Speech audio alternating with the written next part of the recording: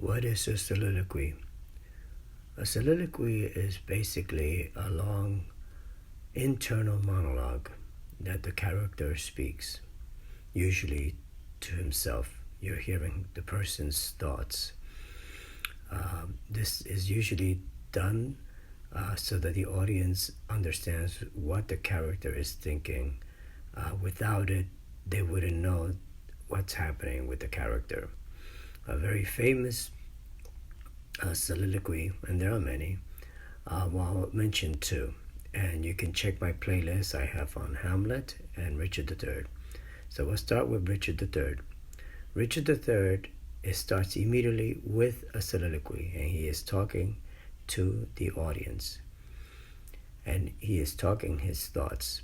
Without that soliloquy, you would not know that he is evil, if you like, for lack of a better word, or he has bad intentions. Otherwise, and what follows right after the soliloquy is him seeming concerned.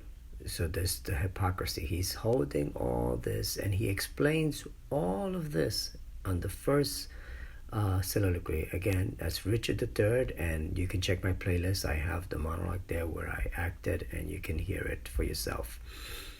That's a perfect example of a soliloquy in which, if it's not done, you will not know the character's intentions, and you would be misinterpreting everything you're seeing, because he is contradicting. He would be contradicting himself if you didn't have that. In other words, you wouldn't be able to tell from the material that he's plotting all these things that are happening, all these murders and killings and what have you. You would think he was a nice guy.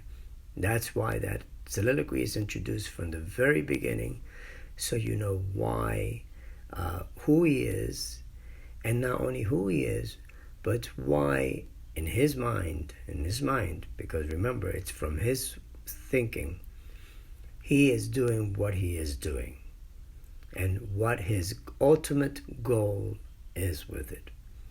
Now, moving on to Hamlet, again, you check my playlist. I have a lot of Hamlet. There are very many famous soliloquies in there. Obviously, one of the most famous one is To Be or Not to Be, where he is talking to himself, and he is debating whether he should kill himself or continue living. And he explains the reasons why he is considering killing himself, the odds against it, and his reasons for not killing himself. And this is not something that,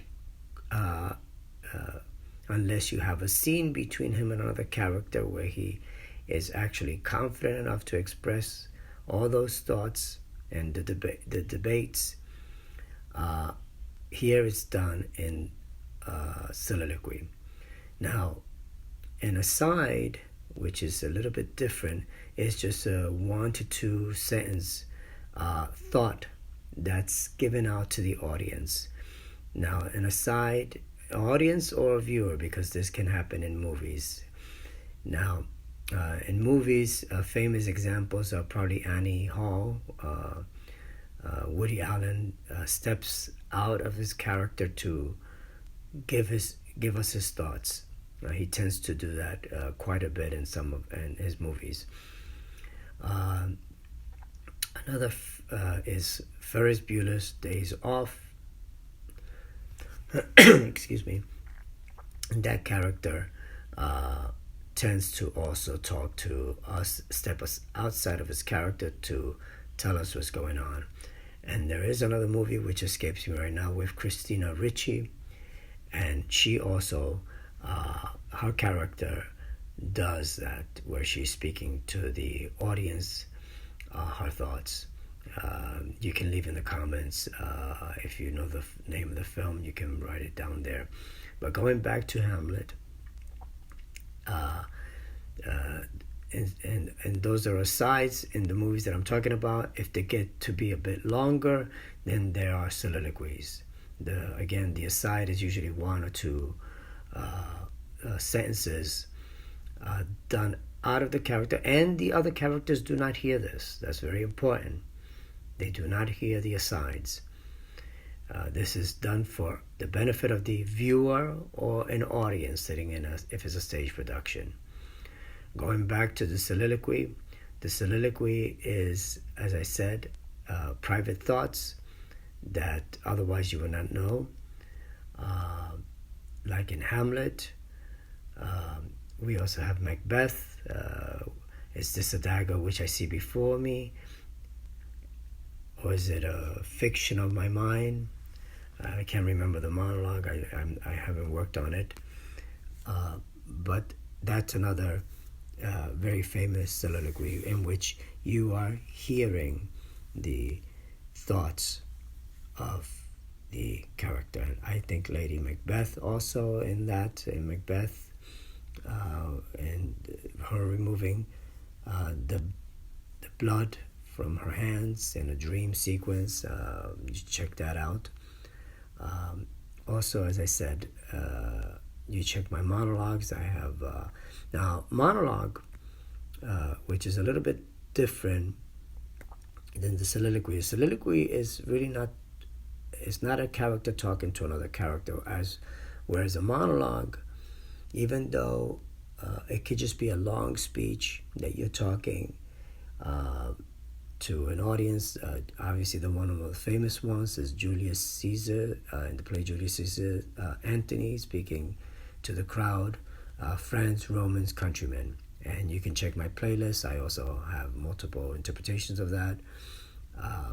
And those are monologues, and you'll see that in other contemporary plays where a character has a long, extended, without interruption speech, and those are called monologues.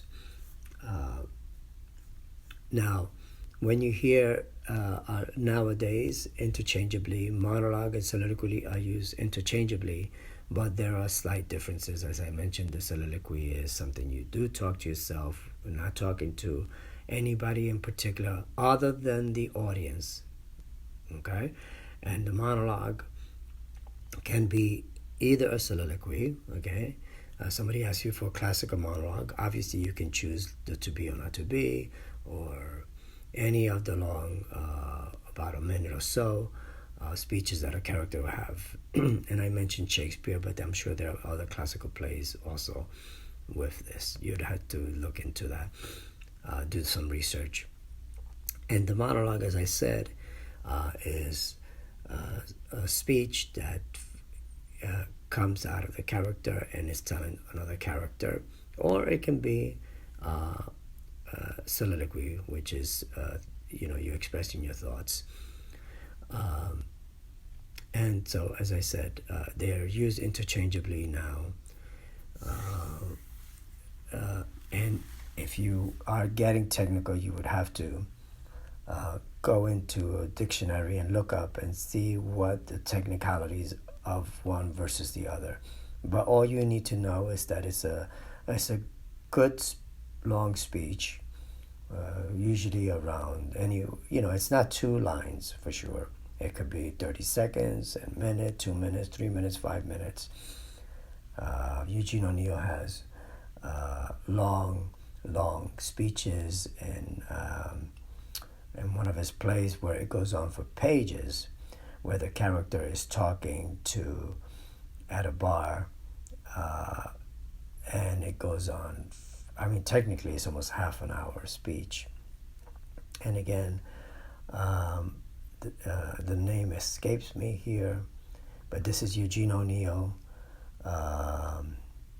Harry Ape also has that, where the character has a long speech with a gorilla, and as I mentioned, the other play is with I think it's Hickey, the name of the character, and the play escapes me, but leave it in the comments if you know which play it is. Anyway, thank you for listening.